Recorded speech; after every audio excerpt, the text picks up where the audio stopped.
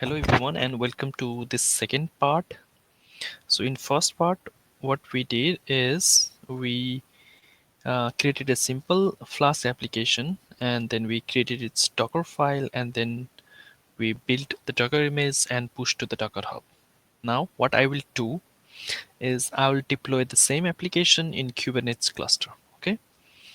So this will be the chapter 2.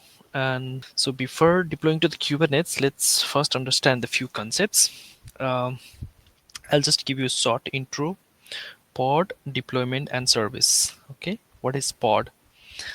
For now, let's say the pod is the smallest deployable artifact. So that your application will always be running inside the pod. Okay, so pod is your base unit.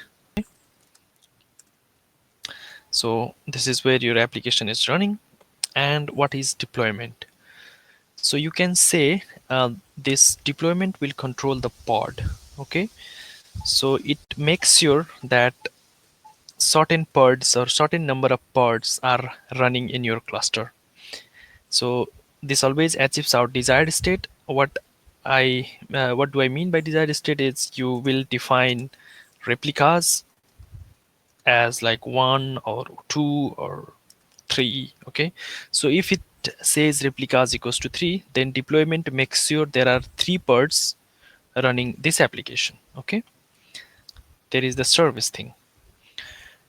So in Kubernetes, this service thing acts like web proxy. Okay, in the last video, I created this a simple Flask app, and I pushed that into my image, is into my Docker Hub Yogin 48 with this name. Okay, here I'm first creating the deployment. Okay, this is the deployment, and I have like simple task name, and the deployment will control this pod, and I want only one replica. Okay, so this is how you create the deployment.yaml file. This is in one deployment, and there is like two service where I create a simple service. Service name is the simple Flask app, and this will go for those pods whose name are simple Flask app. Okay, now okay, this is my cluster, and if you check the simple app, these are my YAML file. Let's first check how many get po. Okay, I don't have any pods right now in this cluster, so I will now deploy. Okay, qshiftdl apply dash f, and I'll just apply simple Flask app. Okay, so what this will do is this will create the deployment and the service. Okay, now let's check kubectl get pods and this watch. Okay, now you can see this container is creating. Okay, let's wait. uh, okay, and at the same time service is also created. Okay, so I can check the service as well, but let's see. Okay, now container was first in the container creating, and now the container is already running. Okay, I can check the log of the container also, so I can just copy this and kubectl logs, and I'll just copy this. Okay, um, then I can see the log of this pod. Okay, uh, my this the Kubernetes cluster that I'm running is not that powerful server, so that's why it's taking some time. But here you can see the gunicorn log where application is hosted on 8083, right? Okay, so here is one detail also in the service. You may have noticed that the application is in the pod application is running on port 8083. Okay, it is listening on this port, but what I'm doing here is I am creating this cluster IP. What does this cluster IP mean is And remember I said about the service, it acts as the proxy, right? In the service, it acts as the proxy. It is like the web proxy, right? So it will have IP and it will have some port. So IP and port. And if I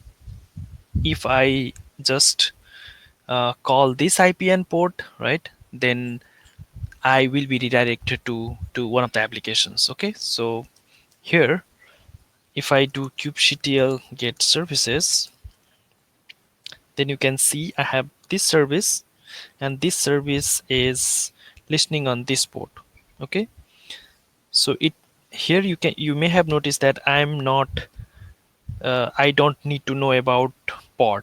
Okay, I don't need to know about pod because my simple web service will just if I call this service, and if I call this service in this port, then this service will redirect my request to those one of pods which is running this app.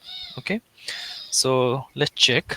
Let's port forward this kubectl port forward as we see simple Flask app, and my service is on 999 port. So for that, let me do 9999, and I want to map my, let's say, 8888 of my local machine to 999 of uh, I just want to map the service 99 port to port 8888 of my host. Okay, so I will connect to my machine from here also.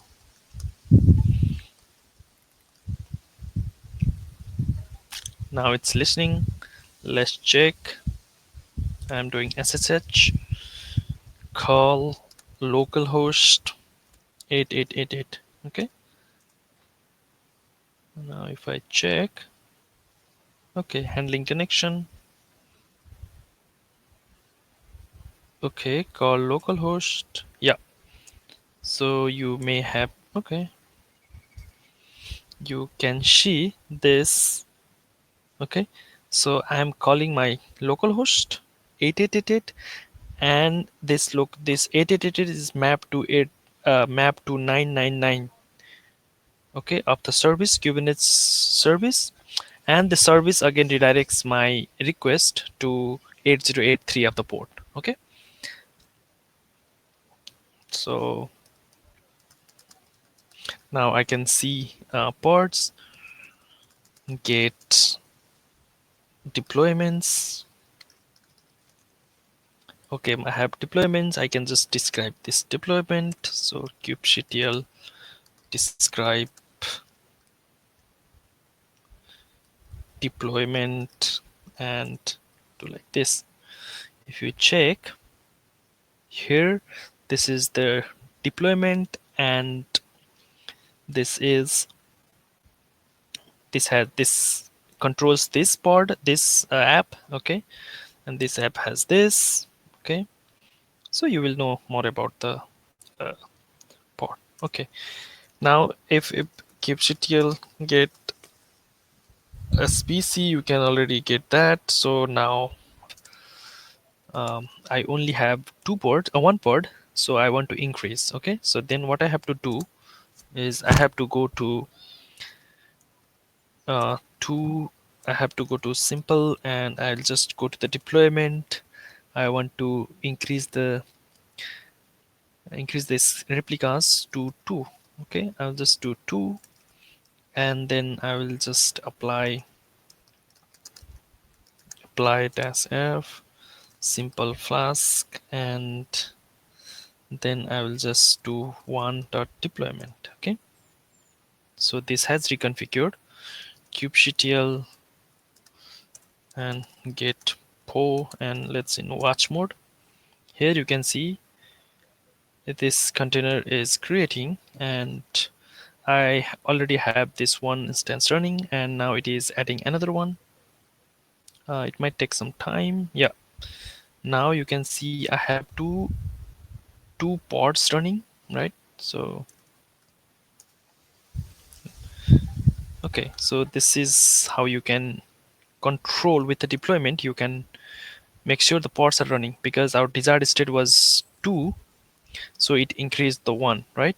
Now let's increase, or let's decrease back, okay, to 1, and I will just do apply, and I will just do watch mode. Here another instance is decreasing. Okay, so in this way we created we simple application and we deployed that application into the Kubernetes cluster. Okay,